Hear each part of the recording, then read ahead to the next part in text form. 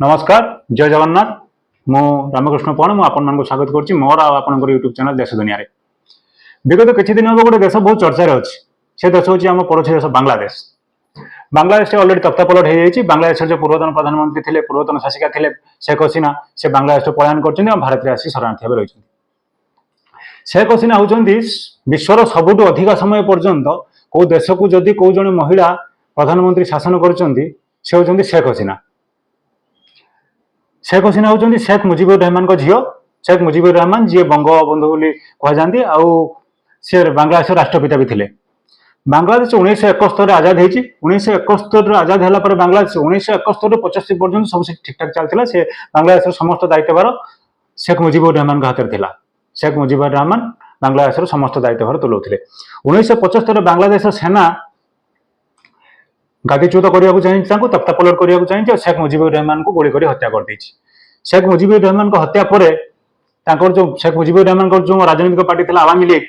League समस्त दायित्वभार झील शेख हसीना हाथ को ट्रांसफर होती। 1975 पर शेख हसीना से आवामी लीग राजनीतिक पार्टी जो शेख मुजिबुर रहमान था से पार्टी समस्त दायित्वभार शेख हसीना हाथ में अच्छी और शेख हसीना सुचारू रूप तुले पार्टी दायित्वभार। शेख हसीना 1996 2001 पर्यंत देश प्रधानमंत्री रही। पुणी 2008 रु 2024 पर्यंत जे पर्यंत से देश छाड़ी ना से पर्यंत भी से देश प्रधानमंत्री भाव रही। शेख हसीना होती बांग्लादेश डेवलपमेंट बैकबोन। बांग्लादेश यदि स्पीड डेवलप कंट्री भितर गणा होता शेख हसीना हाथ बहुत। से बांग्लादेश पर कैपिटा इनकम हो कि इकोनॉमिकल ग्रोथ हो कि इंफ्रास्ट्रक्चर हो कि एवरी सेक्टर रे जेको सेक्टर देखिए जो भी से डेवलप करूला शेख हसीना हाथ बहुत गुरुत्वपूर्ण था। बांग्लादेश एमती भी कंपारिजन जब इंडिया संगे आम तुलना करा भारत भी भल स्पीड डेवलप से करूला। बांग्लादेश रे तो एत भल डेवलप होता एत भल सुशासिका होगी बसते शेख हसीना कौन देश छाड़ा पड़ा आम से विषय आलोचना करा कौन से देश छाड़े। बांग्लादेश रे इलेक्शन गोटे नियम अच्छी जे बांग्लादेश जब इलेक्शन हुए जब नुआ सरकार माने बनवाई इलेक्शन कंडक्ट होबार थी गोटे नियम अच्छी कि सी जो जो रूलिंग सरकार थे से सरकार भांगो आ गए इंटरिम सरकार बनला पर से जो नुआ इंटरिम सरकार बनो से सरकार तत्वावधान से ऑब्जर्वेशन नुआ इलेक्शन कंडक्ट हम आ जो पार्टी मेजोरिटी आसी जो पार्टी सरकार बनई पार से पार्टी सरकार बन से पार्टी जे मुखिया थे सी प्रधानमंत्री हे। किंतु लास्ट जो इलेक्शन जाइए जो शेख हसीना प्राइम मिनिस्टर बन लास्ट इलेक्शन रे से इलेक्शन लोक पूर्व तो शेख हसीना थे पूर्व टर्म में भी शेख हसीना थे देश प्राइम मिनिस्टर। से कौन कर सरकार भांगी ना इंटरिम सरकार किसी बनई ना न भांगिक इलेक्शन कर सरकार बनई आवामी लीग सरकार बनई।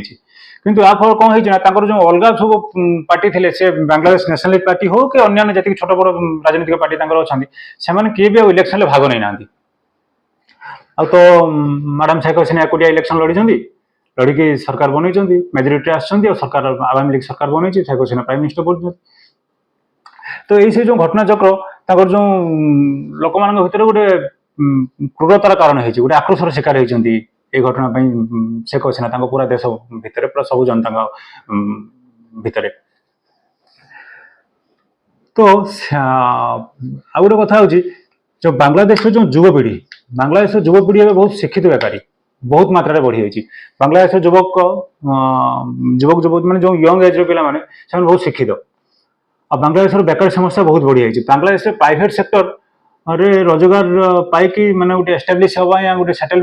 लाइफ की स्टेबिलिटी करवा गोटे समस्यार कारण बांग्लादेश जो डेवलपमेंट है मेनली टेक्सटाइल इंडस्ट्री पर अधिक टेक्सटाइल इंडस्ट्री पर डिपेंड करके बांग्लादेश रो जो डेवलपमेंट है टेक्सटाइल इंडस्ट्री बांग्लादेश बहुत डेवलप और टेक्सटाइल इंडस्ट्री काम करा कौन अधिक श्रम देवा पड़ो अधिक परिश्रम करा पड़ो आ टेक्सटाइल इंडस्ट्री गोटे जो कर्मचारी माने गोटे अधिका मात्रा जो कर्मचारी लेबर श्रेणी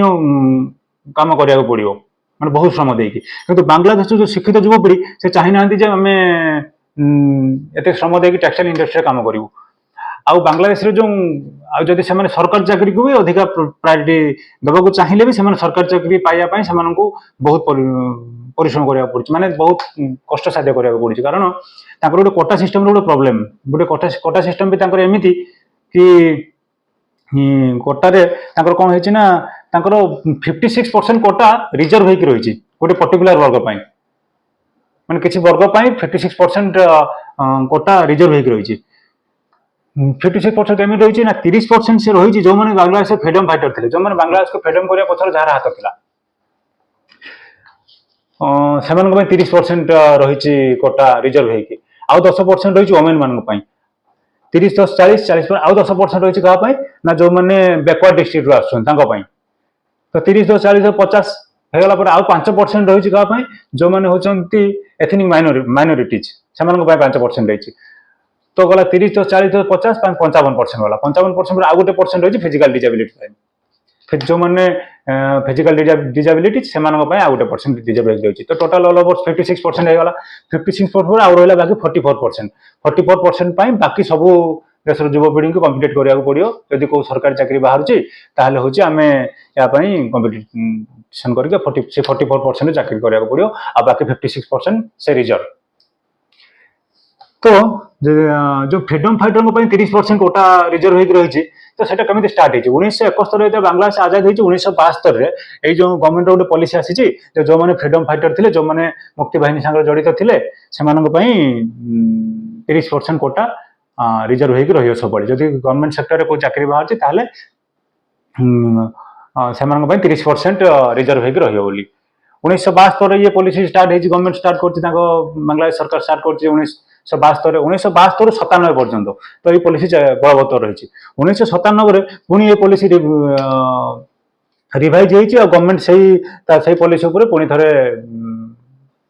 डिसीजन बलवत्तर रखी से कोटा को पुणी कंटिन्यू कर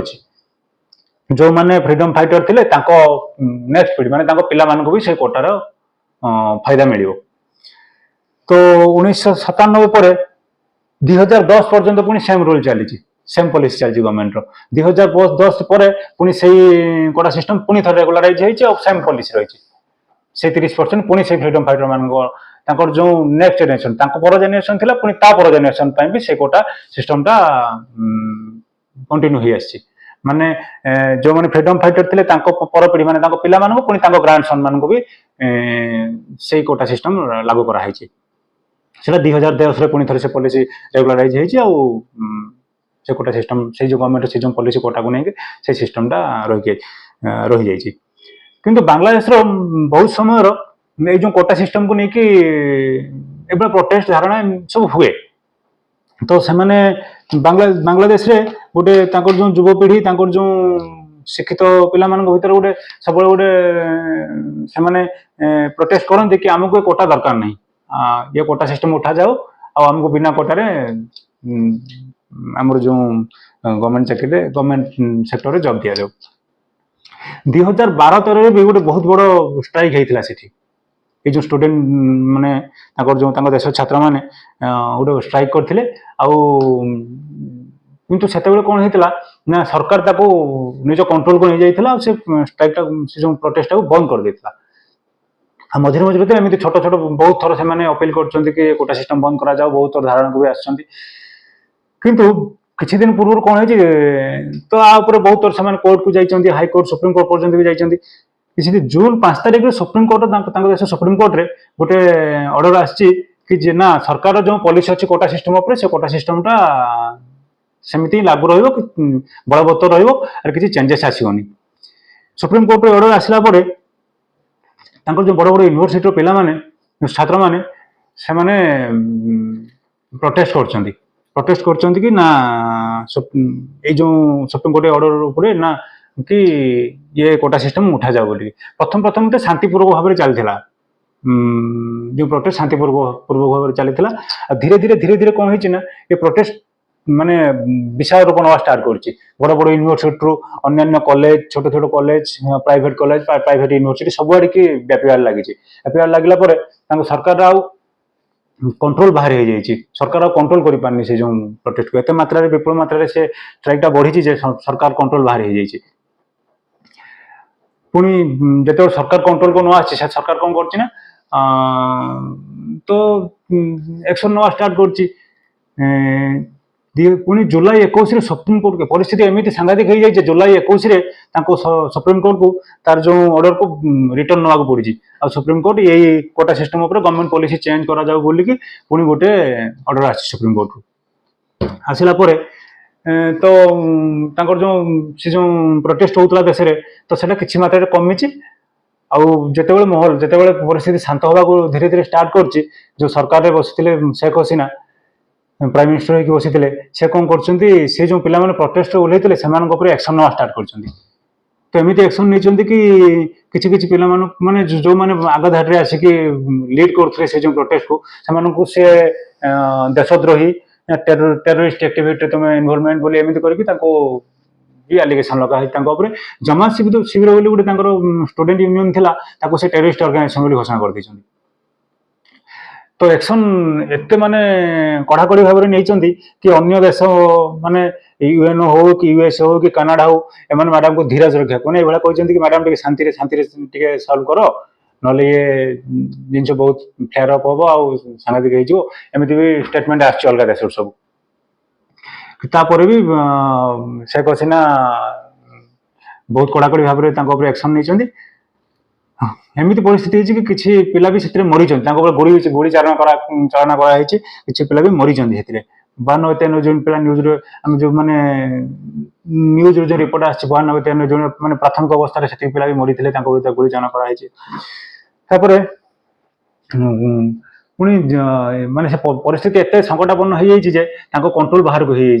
सरकार माने प्रोटेस्ट माने से जो एक्शन नहीं कि जो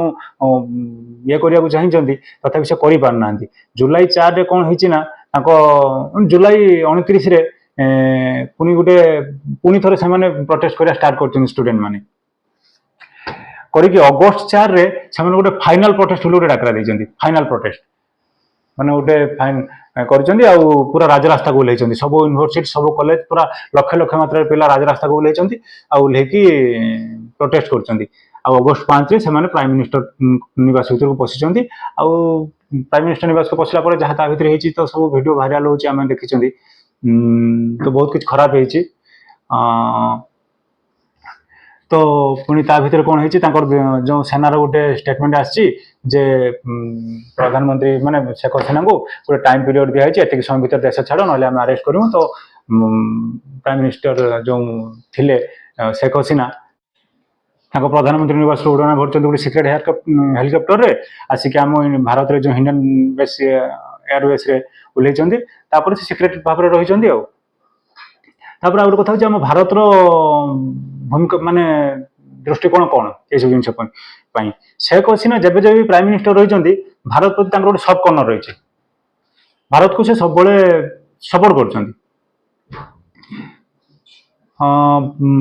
से मंगला पोर्ट हो कि त्रिस्ता रिपोर्ट सर्वे हो सबुत से भारत को सपोर्ट कर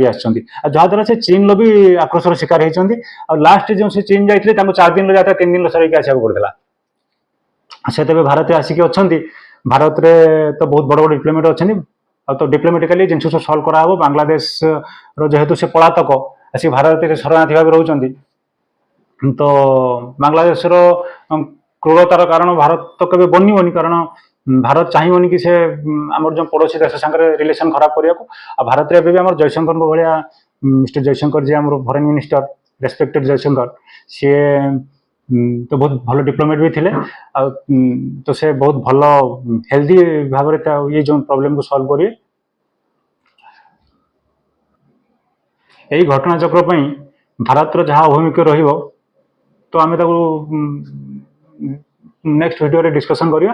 भारत आपको डिप्लोमेटिकली बहुत हेल्दी भाव में निश्चय भाव में सॉल्व करियो। रोची जय जगन्नाथ पुणी देखा नेक्स्ट वीडियो।